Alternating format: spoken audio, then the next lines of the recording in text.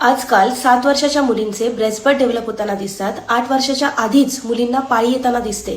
मुलांमध्ये testicular growth, pubic हेअरची growth होताना दिसते. यालाच आम्ही प्रिकॉशियस प्युबर्टी म्हणतो, म्हणजेच अर्ली प्युबर्टी. आजकाल अर्ली प्युबर्टीच्या केसेस इतक्या का वाढत आहेत, नक्की काय काय कारणं असू शकतात आणि हे टाळण्यासाठी आपण काय काय करू शकतो याचबद्दलचा आजचा हा व्हिडिओ आहे. सगळ्यात पहिलं महत्त्वाचं कारण म्हणजेच हाय कॅलरी डाएट. यामध्ये junk food, sugary drinks, fast food, ultra process food यामुळे शरीरामध्ये अधिक प्रमाणात फॅट वाढते आणि जे की अर्ली प्युबर्टीला पुश करते. दुसरं कारण म्हणजेच एंडोक्राइन डिसरप्टिंग केमिकल्स जे हॉर्मोन्स सारखे मिमिक करतात किंवा हॉर्मोनल इम्बॅलन्स करू शकतात.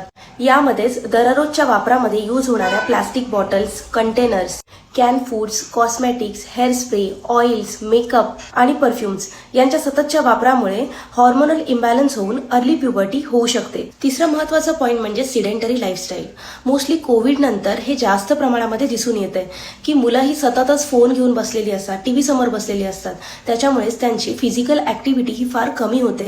यासोबतच लेट नाईट स्क्रीन एक्सपोजर याच्यामुळेच ओबेसिटीचं प्रमाण हे वाढताना दिसून येतं आणि त्यामुळे देखील प्युबर्टी ही अर्ली पुश होऊ शकते. चौथं महत्त्वाचं कारण म्हणजे सततचा असणारा स्ट्रेस. यामुळे शरीरातील कॉर्टिसोलची लेवल ही वाढू लागते आणि ज्यामुळेच प्युबर्टीचे हॉर्मोन्स हे लवकर सिक्रेट होतात. पाचवं महत्त्वाचं कारण म्हणजेच रिड्यूस स्लीप. मुलांमध्ये लेट नाईट स्क्रीन एक्सपोजर करणं आणि शाळेत जायचंय म्हणून सकाळी लवकर उठणं याच्यामुळे झोप अपुरी राहते.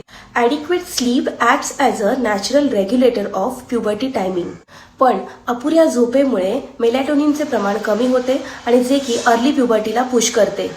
लक्षात ठेवा, अर्ली प्युबर्टी मुलांना हँडल करणं हे फक्त फिजिकली नाही तर इमोशनली देखील फार चॅलेंजिंग असतं आणि त्यासाठी या 5 गोष्टी नक्की फॉलो करा. सगळ्यात पहिलं म्हणजेच डाएट, बॅलन्स डाएट फॉलो करा.